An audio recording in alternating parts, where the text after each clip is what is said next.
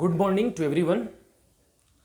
तो जैसा कि आपने फर्स्ट लेक्चर के अंदर रिएक्शन एंड इट्स इक्वेशन में इंफॉर्मेशन अबाउट रिएक्शन के बारे में जाना, जिसमें कि एक्सोथर्मिक और इंडोथर्मिक कंसेप्ट लास्ट था, वहाँ इंड हो गया था।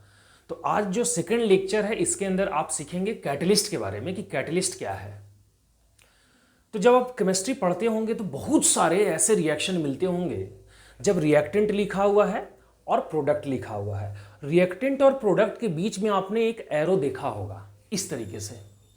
तो ये एरो के ऊपर कोई सब्सटेंस जब भी आप लिखा हुआ देखें तो समझे कि वो कैटलिस्ट है। क्या है वो? कैटलिस्ट। तो ये कैटलिस्ट लिखते क्यों हैं, ये वर्क कैसे करता है और इसका काम क्या है, मतलब ये आखिर क्यों लिखा जाता है, ये हमारा चॉइस होता है या फिर अच्छा दिखने के लिए लिखा जाता है, इसके बारे में जानेंगे। तो सबसे पहले हम लोग कैटलिस्ट का डिफिनीशन देखते हैं कि डिफिनीशन क्या है। तो देखिए कैटलिस्ट क्या डिफाइन करता है, क्या रिप्रेजेंट करता है अपने आप को। तो कैटलिस्ट कहता है कि those substance which enhance the rate of reaction but does not involve in it, मतलब कि वो एक्सटर्नल सब्सटेंस जो किसी भी केमिकल रिएक्शन को करवाने के लिए जिम्मेवार हो, वो सब्सटेंस जो किसी भी केमिकल रिएक्शन के रेट को फास्ट करता हो। मतलब रेट फास्ट करने का मतलब कि दो रिएक्टेंट, दो सब्सटेंस जब ऐसे आपस में रिएक्ट करते हैं तो जो प्रोडक्ट बनता है, प्रोडक्ट की जो क्वालिटी होती है वो 99.99% जो है वो प्योर नहीं होता है, या फिर टोटल रिएक्टेंट आपस में रिएक्ट नहीं कर पाते हैं, या फिर जो रेट है उसका रिएक्शन करने का, जो रिएक्ट कर रहा है उसका जो रेट है वो बिल्कुल स्लो है, मतलब बिल्कुल स्लो रिएक्ट करता है। तो वहां हम एक एक्सटर्नल सब्सटेंस लेते हैं, एक एक्स्ट्रा सब्सटेंस लेते हैं जो अपना सरफेस प्रोवाइड करता है, ठीक है, वो अपना सरफेस प्रोवाइड करता है और दो सब्सटेंस को कंबाइंड करवा देता है और कंबाइंड करके एक नया प्रोडक्ट में चेंज करता है। तो प्रोडक्ट जब चेंज बनता है, प्रोडक्ट में जब चेंज होता है रिएक्टेंट, तो एक तो कि टोटली प्योर होता है और जो रेट होता है रिएक्ट करने का वो फास्ट होता है। इसीलिए हम लोग एक सब्सटेंस का यूज करते हैं और उसी का नाम है कैटलिस्ट। इसको और इजी वे में अगर आप समझना चाहते हैं तो इसको ऐसे समझ सकते हैं कि मान लीजिए एज इफ मानो एक लड़का किसी बुक को पढ़ रहा है। अब वो लड़का जब बुक को पढ़ता है तो उसके अंदर जो लिखी हुई कंसेप्ट है, उसके अंदर जो कंसेप्चुअल कंसेप्ट है, वो बिल्कुल उसको खुद घर पे बिना किसी एक्सटर्नल मीडियम, बिना किसी ट्यूटर के समझ सकता है, बिना किसी ट्यूटर का भी वो समझ सकता है। लेकिन वो आखिर ट्यूटर के पास क्यों जाता है? इसलिए ताकि उसमें जो लिखी हुई बहुत सारे ऐसे चीज हैं जिसका कि वो टोटली, मतलब जितना समझना चाहिए वो नहीं समझ पाता है। तो टोटल समझने के लिए, उसका टोटल रिजल्ट लेने के लिए वो किसी एक्सटर्नल, किसी ट्यूटर, किसी मीडियम का सहारा लेता है, ठीक है। तो वो बुक और वो स्टूडेंट को रिएक्टेंट मान लीजिए कि वो बुक और वो स्टूडेंट आपस में रिएक्ट करना चाहता है, एक दूसरे को समझना चाहता है, ठीक है। और नॉलेज जो है वो प्रोडक्ट है उसका, लेकिन वो प्रोडक्ट कंप्लीटली नहीं बन रहा है, नॉलेज कंप्लीट नहीं आ पा रहा है।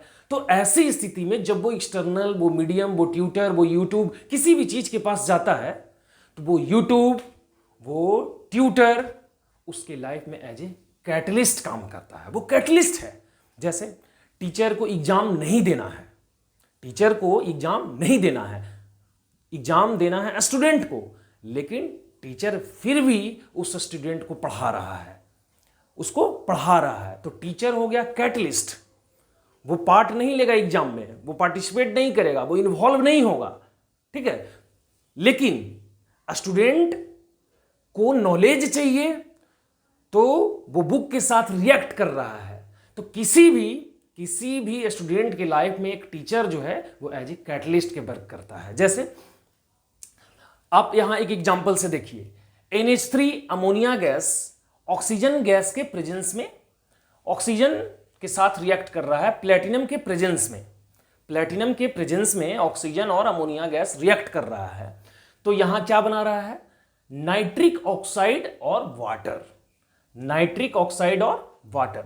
तो प्लैटिनम जो है वो अपना सरफेस प्रोवाइड करता है, अपना सरफेस प्रोवाइड करता है अमोनिया और ऑक्सीजन को कि आओ और दोनों मिलकर रिएक्ट करो, आओ दोनों मिलकर रिएक्ट करो और एक नया प्रोडक्ट बनाता है नाइट्रिक ऑक्साइड और वाटर। तो जो रिएक्ट करने का रेट होता है, तो जब हम लोग प्लेटिनम नहीं यूज करेंगे, पीटी नहीं यूज करेंगे, तो इसका जो रिएक्ट करने का जो रेट होगा बिल्कुल स्लो होगा। जैसे ही हम लोग पीटी को यूज करते हैं तो इसका रेट फास्ट हो जाता है और प्रोडक्ट भी कंप्लीटली चेंज हो जाता है। रिएक्टेंट से जो प्रोडक्ट बनने का जो प्रोसेस है फास्ट भी होगा और प्रोडक्ट कंप्लीटली प्योर होगा, प्रोडक्ट का अमाउंट ज्यादा मिलेगा। ओके, तो इस कैटलिस्ट के बारे में जो सबसे पहले बताने वाले साइंटिस्ट हैं उनका नाम है बर्जिलियस। क्या नाम है? बर्जिलियस। और वो 1835 ईस्वी में 1835 ईस्वी में उन्होंने इस कैटलिस्ट के बारे में बताया। ठीक है, अब ये कैटलिस्ट जो है इसको दो भागों में कैटेगराइज कर दिया जाता है। कैटलिस्ट के दो पार्ट हैं, ठीक है, दो भाग बना दिया गया, एक होमोजीनियस कैटलिस्ट और एक हेट्रोजीनियस कैटलिस्ट। होमोजीनियस कैटलिस्ट किसको कहेंगे? तो होमोजीनियस कैटलिस्ट जो होते हैं उसमें जो रिएक्टेंट होते हैं, रिएक्टेंट जो सबस्टांस जो रिएक्ट करेंगे उसको रिएक्टेंट कहेंगे। तो जो रिएक्टेंट होंगे और जो कैटलिस्ट होंगे दोनों का फेज सेम होगा। फेज का मतलब अगर रिएक्टेंट सॉलिड है तो कैटलिस्ट भी सॉलिड होगा, अगर रिएक्टेंट लिक्विड है तो कैटलिस्ट भी लिक्विड होगा, अगर रिएक्टेंट गैस है तो कैटलिस्ट भी गैस ही होगा। तो अगर रिएक्टेंट और कैटलिस्ट दोनों का फेज सेम हो तो आप समझ जाइए कि वो होमोजीनियस है। और अगर रिएक्टेंट और कैटलिस्ट का फेज डिफरेंस हो, फेज डिफरेंट हो, दोनों में डिफरेंशिएशन है, दोनों अलग फेज में है, कोई सॉलिड तो लिक्विड, ठीक है, तो ऐसी स्थिति में हम लोग हेट्रोजीनियस कैटलिस्ट कहेंगे। ओके, चलिए हम लोग देखते हैं। तो SO2 गैसियस स्टेट में है, ऑक्सीजन भी गैसियस स्टेट में है, और यहां देखिए नाइट्रिक ऑक्साइड भी गैसियस स्टेट में है। तो कैटलिस्ट रिएक्टेंट, कैटलिस्ट रिएक्टेंट, दोनों का फेज सेम है। तो दोनों का फेज सेम है तो ये होमोजीनियस कैटलिस्ट हो गया। यहां देखिए रिएक्टेंट लिक्विड, H2O लिक्विड है, CH3COCH3 ये भी लिक्विड है, दोनों लिक्विड स्टेट में है रिएक्टेंट, और कैटलिस्ट भी लिक्विड स्टेट में है। तो ऐसी स्थिति में ये होमोजीनियस हो गया।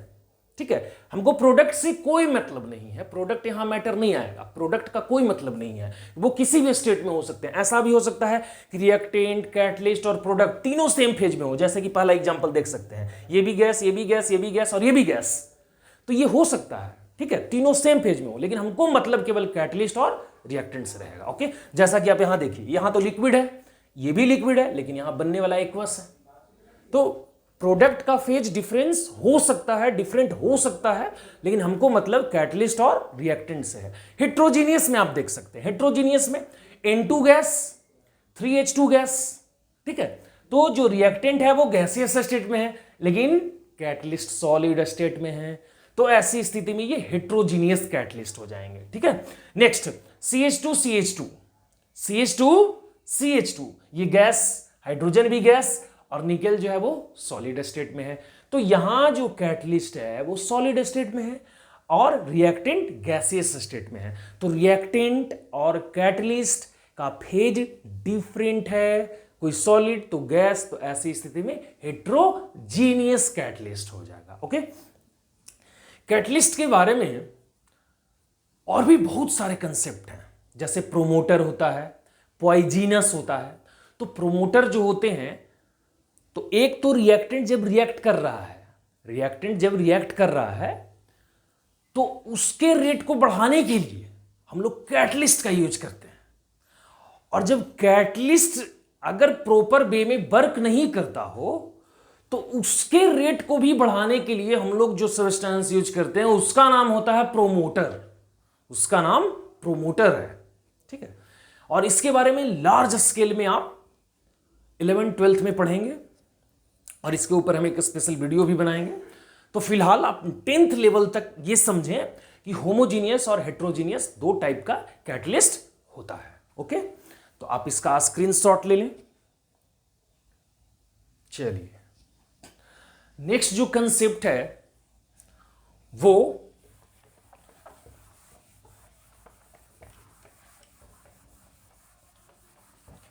आप जो चैप्टर पढ़ रहे हैं उसका नाम है reaction and it's equation, reaction and it's equation. तो रिएक्शन एंड इट्स इक्वेशन में आप जो टॉपिक देख रहे हैं तो ऊपर में एक टॉपिक लिखा हुआ है इक्वेशन। इक्वेशन, तो हमारा जो नेक्स्ट टॉपिक होगा वो उसी इक्वेशन के ऊपर होगा कि इक्वेशन क्या होता है, व्हाट इज इक्वेशन।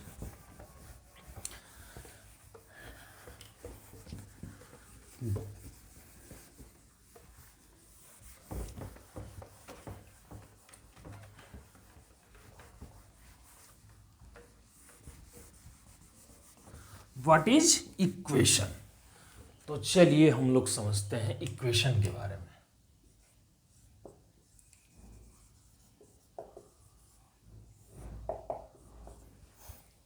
कि इक्वेशन क्या है।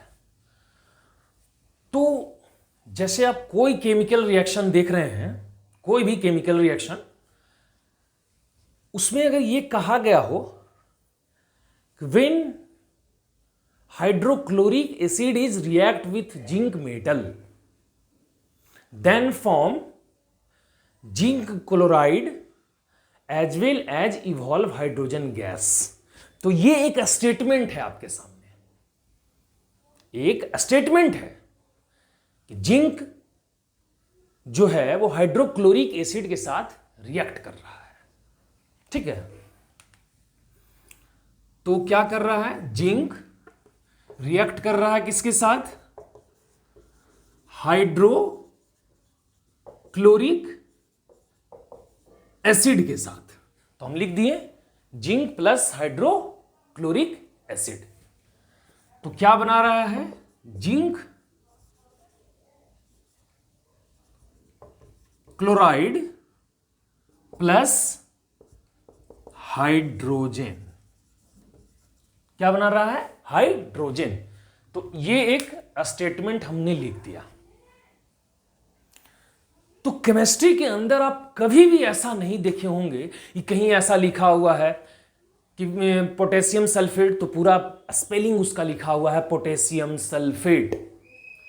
कहीं भी ऐसा नहीं देखे होंगे क्यूप्रिक सल्फेट, तो उसका स्टेटमेंट आप लिखा हुआ देखे होंगे क्यूप्रिक सल्फेट स्पेलिंग में। ऐसा कभी नहीं देखे होंगे आप। तो हमेशा उसका सिंबल यूज किया जाता है। जैसे जिंक, तो जिंक का सिंबल यूज करेंगे जेडेन, प्लस हाइड्रोक्लोरिक एसिड है तो आप लिखेंगे HCl। तो ये क्या बनाएगा, जिंक क्लोराइड। क्या बनाएगा, जिंक क्लोराइड। तो आप लिख देंगे ZnCl2 प्लस H2। क्या लिख देंगे, plus H2।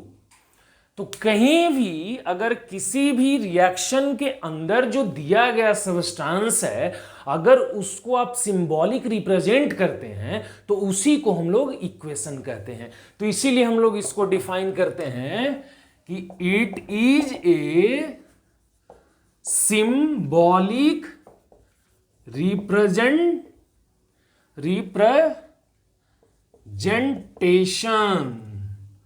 Of chemical substance which take part in a chemical reaction। हम लोग इसीलिए इसका डिफिनेशन देते हैं कि the symbolic representation of chemical substance which take part in a chemical reaction. मतलब कि जो भी सब्सटेंस दिया हुआ है, अगर आप उसका सिंबॉलिक रिप्रेजेंटेशन ऐसे कर देंगे तो वो इक्वेशन हो जाएगा, वो इक्वेशन हो जाएगा। ओके, अब ये जो इक्वेशन है, ये इक्वेशन के अंदर हम लोग इसको दो भाग में बांट देते हैं। पहला बैलेंस्ड और दूसरा अनबैलेंस्ड। पहला कौन हो गया, बैलेंस्ड, और दूसरा हो गया अनबैलेंस्ड। तो बैलेंस्ड में क्या होगा, बैलेंस्ड में क्या होगा, ये जो आप देख रहे हैं रिएक्टेंट, इस रिएक्टेंट का जो मॉलिक्यूल है, जैसे जिंक है और हाइड्रोजन है और क्लोरीन है, तो जिंक, हाइड्रोजन और क्लोरीन मॉलिक्यूल का जो नंबर होगा, जिंक, हाइड्रोजन और क्लोरीन का जो नंबर है, वो रिएक्टेंट के साइड और प्रोडक्ट के साइड में इक्वल होना चाहिए। कोई भी केमिकल इक्वेशन हो उसके अंदर जो रिएक्टेंट का मॉलिक्यूल होगा और प्रोडक्ट का मॉलिक्यूल होगा, अगर दोनों साइड का जो मॉलिक्यूल है अगर वो इक्वल होगा तो वो बैलेंस्ड केमिकल इक्वेशन हो जाएगा। मतलब कि उसके एटम जो है वो दोनों साइड में बिल्कुल इक्वल है। लेकिन अगर रिएक्टेंट का मॉलिक्यूल का नंबर कोई और हो, प्रोडक्ट के मॉलिक्यूल का नंबर कोई और हो, तो ऐसी स्थिति में वो अनबैलेंस हो जाएगा। जैसा कि आप यहां देख सकते हैं जिंक, तो जिंक का नंबर कितना है 1, हाइड्रोजन का नंबर 1 और क्लोरीन का नंबर 1। ये तीनों यहां 1, लेकिन यहां जिंक 1 है और क्लोरीन 2 मॉलिक्यूल है। क्लोरीन 2 मॉलिक्यूल है। तो ऐसी स्थिति में ये क्या हो गया अनबैलेंस। ये क्या हो गया अनबैलेंस। अब हम लोग इसको बैलेंस करेंगे, ठीक है। तो ये एक नया टॉपिक हो जाएगा हमारे लिए कि हाउ एंड व्हाई, कैसे और क्यों किसी भी रिएक्शन को हम लोग बैलेंस करते हैं, कैसे बैलेंस करेंगे और क्यों बैलेंस करेंगे। ओके, तो फिलहाल हम लोग इसका डिफिनेशन देखें बैलेंस्ड। तो बैलेंस्ड में क्या लिखेंगे हम लोग, the number of atom in reactant side and product side both are equal. Okay, reactant product दोनों साइड जो एटम होंगे वो बिल्कुल इक्वल होंगे, तो वो बैलेंस हो जाएगा। और अनबैलेंस में क्या लिख देंगे, the number of atom reactant and product both sides are unequal. जब रिएक्टेंट और प्रोडक्ट दोनों साइड में एटम जो है वो बिल्कुल अनइक्वल हो, यहां 3 आ रहा है टोटल, ठीक है, तो यहां 2 आ जा रहा है, यहां 5 आ जा रहा है। तो अगर और किसी एक भी एटम का हो सकता है या फिर टोटल एटम अनबैलेंस हो सकते हैं। तो जब नंबर ऑफ एटम रिएक्टेंट और प्रोडक्ट दोनों साइड बिल्कुल इक्वल हो, जितना यहां है इतना यहां है, तो बैलेंस होगा। और अगर डिफरेंट हो जाए तो वो अनबैलेंस हो जाएगा। ओके, तो आप फिलहाल इतना विथ डिफिनेशन आप फिलहाल इतना का स्क्रीनशॉट ले लें, ठीक है। चलिए नेक्स्ट,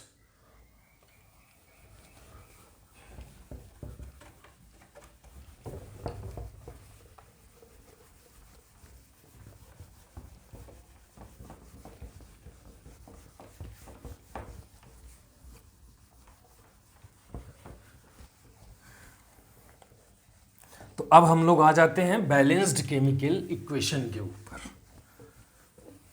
हम लोग आएंगे बैलेंस्ड केमिकल इक्वेशन। बैलेंस्ड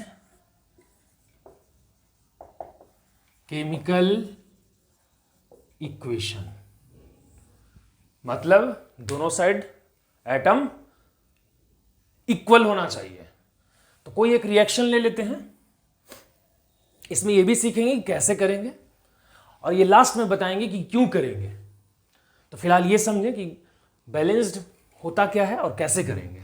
तो एक कोई भी छोटा सा एग्जांपल हम ले लेते हैं, जैसे Na, और इसको रिएक्ट करवाते हैं ऑक्सीजन के साथ, सोडियम प्लस ऑक्सीजन। तो ये क्या बनाएगा Na2O। क्या बना दिया Na2O। तो ये जो आगे देख रहे हैं, तो अगर कोई भी नंबर आगे आपको नहीं दिखता है तो इसका मतलब वहां कितना है 1, ठीक है। तो ये जो 1 है इसको हम लोग कहते हैं कोएफिशिएंट, इसको कहते हैं कोएफिशिएंट मतलब गुणांक। तो यहां कितना से गुना है इसमें 1, ये कोएफिशिएंट है। और यहां जो लेग के पास देख रहे हैं यहां कितना है कुछ भी नहीं, तो यहां भी 1 है और इसको कहते हैं हम लोग वैलेंसी। क्या कह देंगे? वैलेंसी। तो हम लोग यहां देखिए कोएफिशिएंट के लिए हम लोग कोड ले लेते हैं, ऐसा कहीं लिखा हुआ नहीं है लेकिन हम लोग ऐसा कोड लेके चलते हैं। यहां कोएफिशिएंट कितना है? 1, और यहां वैलेंसी कितना है? 2, और ये 2 1 यहां मल्टीप्लाई भी होता है। कैसे दिखते हैं आगे? यहां कोएफिशिएंट 1, यहां वैलेंसी 2, और यहां वैलेंसी 1। ओके, चलिए तो याद रखिएगा कि अगर आगे में है, आगे, तो वो कोएफिशिएंट है, और अगर लेग के पास है वो वैलेंसी है। वो लेग के पास क्या है? वैलेंसी है। तो यहां 1 से मल्टीप्लाई है, तो देखिए वैलेंसी और कोएफिशिएंट में मल्टीप्लाई करने के बाद टोटल नंबर ऑफ एटम पता चलता है कि कितना एटम है। तो यहां वैलेंसी कितना है? 1, यहां कोएफिशिएंट कितना है? 1, दोनों में मल्टीप्लाई करेंगे तो कितना होगा? 1, मतलब सोडियम यहां 1 एटम है। ओके, आपको दिखना शुरू हो गया होगा कि ओ सर ये तो अनवैलेंस है, क्योंकि यहां अगर मल्टीप्लाई करेंगे तो यहां 2 आ जाएगा। लेकिन चलिए, यहां वैलेंसी 2 और यहां कोएफिशिएंट 1, 2 और 1 मल्टीप्लाई करेंगे तो कितना होगा? 2। यहां ऑक्सीजन एटम 2 है, यहां सोडियम 2 है, क्योंकि यहां कोएफिशिएंट 1 है और वैलेंसी 2 है, और यहां ऑक्सीजन 1 है।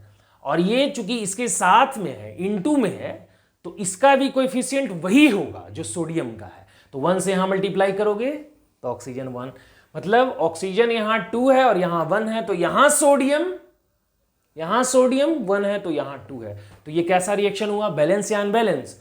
अनबैलेंस, क्योंकि इसके जो एटम है वो दोनों साइड में बिल्कुल अनइक्वल है, तो ये अनबैलेंस हो गया।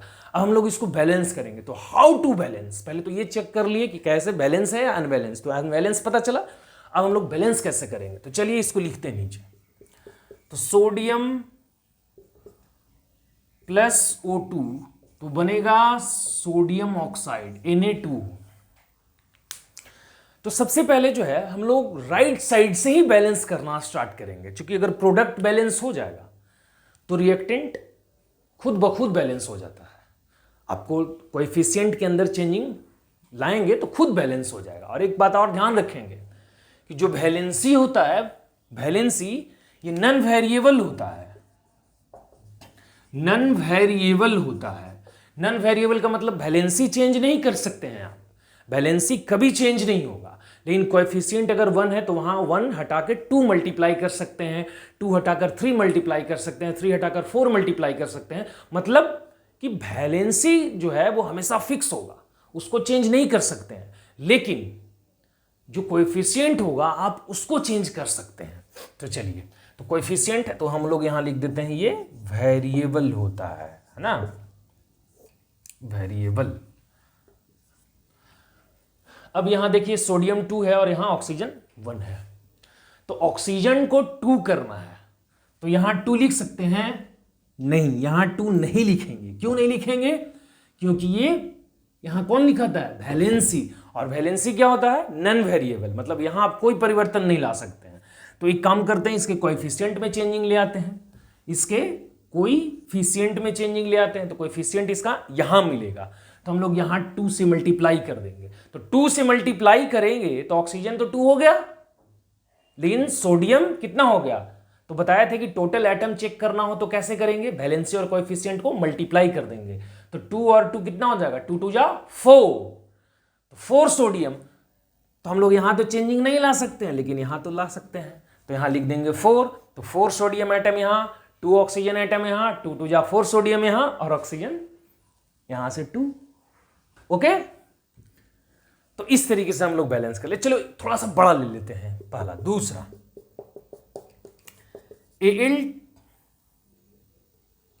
Al plus O2, Al plus O2 तो क्या बनाएगा? Al2O3, Al2O3, Al2O3। तो अब हम इसको बैलेंस कैसे करेंगे? तो पहले चेक कर लीजिए, 1 1 जा 1, 2 1 जा 2, और यहां 2 और यहां 3, तो ऑक्सीजन यहां 2 और यहां 3, यहां एल्यूमिनियम 1 और यहां 2। अब कैसे बैलेंस होगा? तो एक काम करते हैं, सबसे पहले जो है अगर यहां ऑक्सीजन 3 है तो अगर आप इसको 3 करेंगे तो होगा नहीं, क्योंकि ये 1 है तो 1 में 2 से मल्टीप्लाई करोगे, 1 में 2 से मल्टीप्लाई करोगे तो वो तो 2 हो जाएगा। तो हम लोग क्या करेंगे, सबसे पहले जो है हम लोग इसको बढ़ा लेते हैं, इस ऑक्सीजन को बढ़ा लेते हैं, ठीक है। तो अगर हम लोग यहां, चलो हम लोग राइट साइड से बैलेंस कर लेते हैं, राइट साइड से, तो यहां हम 2 से मल्टीप्लाई कर देंगे, यहां हम 2 से मल्टीप्लाई कर देंगे, तो 2 2 जा 4, 2 2 जा 4, ठीक है। तो हम लोग 4 यहां लिख लेंगे, क्योंकि राइट साइड से बैलेंस करोगे तो वो तुम्हारे लिए ज्यादा इजी होगा, और बीच में प्रोडक्ट गेस कर, बीच में रिएक्टेंट को गेस करके अगर बैलेंस करोगे तो वो थोड़ा क्रिटिकल होगा। हमने पहले भी यही कहा, 3 2 जा 6, 3 2 जा 6, तो यहां 2 है तो यहां 3 से मल्टीप्लाई कर दो, तो 3 2 जा 6, बैलेंस हो गया। ओके, तीसरा एग्जाम्पल कोई भी ले लेते हैं, जैसे Mg plus S2, Mg plus S2, तो क्या बनाएगा MgS, MgS। अब ये MgS को कैसे बैलेंस करोगे, तो यहां देखो मैग्नीशियम 1 सल्फर 2, यहां मैग्नीशियम 1 और सल्फर भी 1, तो हमने क्या कहा कि राइट साइड से चले, तो राइट साइड में हम यहां 2 से मल्टीप्लाई कर देते हैं, तो सल्फर 2 हो गया, अब यहां मैग्नीशियम भी 2 हो गया, तो यहां 2 लिख देंगे तो मैग्नीशियम भी 2 हो जाएगा। ये तो छोटे एग्जाम्पल हैं, आप कोई भी बड़े रिएक्शन को आप बैलेंस करेंगे बिल्कुल इसी वे में तो वो बिल्कुल बैलेंस हो जाएगा। It's okay. हम और कुछ बड़े एग्जाम्पल ले लेते हैं और आपको समझाते हैं, तो आप फिलहाल इसका स्क्रीनशॉट ले लें।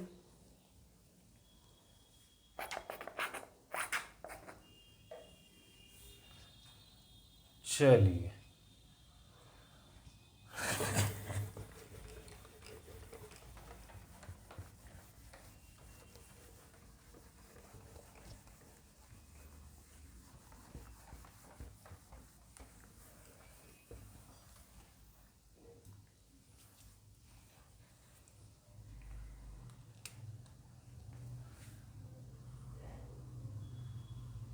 C2H4 प्लस O2 तो बनाएगा CO2 plus H2, CO2 plus H2।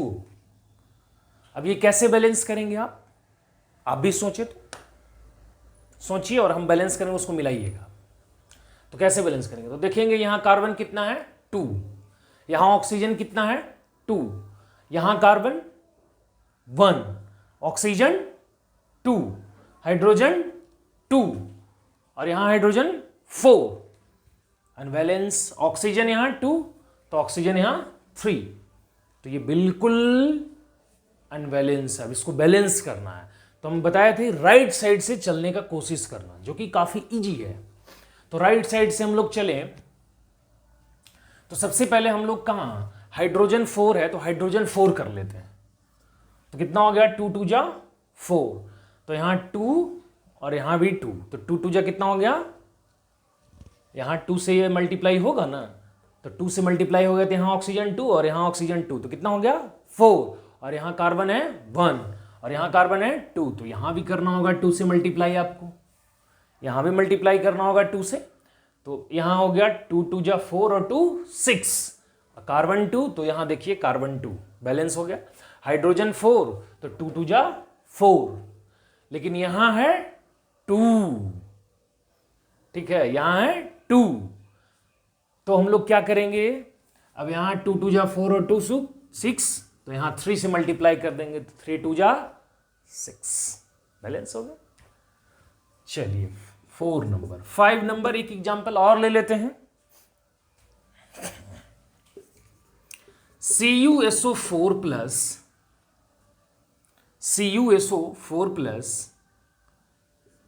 NaNO3, CuSO4 plus NaNO3, तो क्या बनाएगा Na2SO4 plus CuNO3 whole twice. ठीक है, अब हम इसको बैलेंस करेंगे, तो कैसे बैलेंस करेंगे? कॉपर यहां 1 तो यहां भी कॉपर 1, यहां सल्फर 1 तो यहां सल्फर 1, यहां ऑक्सीजन 4 और 3 7, तो यहां 3 2 जा 6 और 4 10। तो अब बैलेंस कैसे करें?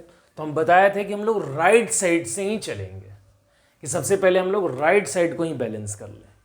ठीक है, और ऐसे भी सबसे पहले राइट साइड से चलें और ये देखें कि किस साइड का एटम कम पड़ रहा है। जिधर एटम कम पड़ता हो उसको पहले इंक्रीज करें, पहले उसको इंक्रीज करें और ज्यादातर इवन नंबर से ही मल्टीप्लाई करने का कोशिश करें। ठीक है, जैसा कन्वीनियंट हो उसके अकॉर्डिंग ये बैलेंस होता है। इसका नाम ही है हिट एंड ट्रायल, मतलब अनुमान, गेस बनाया जाता है। ओके, तो चलिए लोग देखते हैं। तो सोडियम यहाँ 2 है लेकिन सोडियम यहाँ 1 है। ठीक है, तो सोडियम 2 है तो चलो इस सोडियम को फिलहाल उधर तो बैलेंस करने की जरूरत नहीं है, तो इधर सोडियम हम लोग 2 कर लेते हैं। ठीक है, यहां सोडियम हम लोग 2 कर ले, तो अब मिला लें सोडियम 2, तो सोडियम 2, यहां से नाइट्रोजन 2, तो नाइट्रोजन यहां से हॉल है तो ये भी 2, बिल्कुल सही चल रहा है। 3 2 जा 6 और 4 10, तो 4 यहां से और 3 2 जा 6 4 10, और यहां हो गया कॉपर 1 तो वहां कॉपर 1 है, बाकी बिल्कुल बैलेंस है। आप देख लीजिए, कोई भी रिएक्शन हो बिल्कुल हार्ड से हार्ड रिएक्शन बिल्कुल इजी वे में बैलेंस हो जाएगा। आप राइट साइड से चले और जिधर एटम कम पड़ता हो उधर पहले इंक्रीज कर ले, बिल्कुल मतलब 1 मिनट के अंदर बैलेंस हो जाएगा वो। ओके, तो ये है, आप घर पे और प्रैक्टिस करें। जो भी आपके पास बुक है उसमें से आप उसके इक्वेशन को लें और इक्वेशन को लेकर के हार्ड इक्वेशन को और उसको बैलेंस करने की कोशिश करें, आप अपने आप उस चीज को जान जाएंगे। तो हम लोग, हमारे पास जो दूसरा है वो अनबैलेंस्ड है, अनबैलेंस्ड है। ठीक है, अनबैलेंस्ड।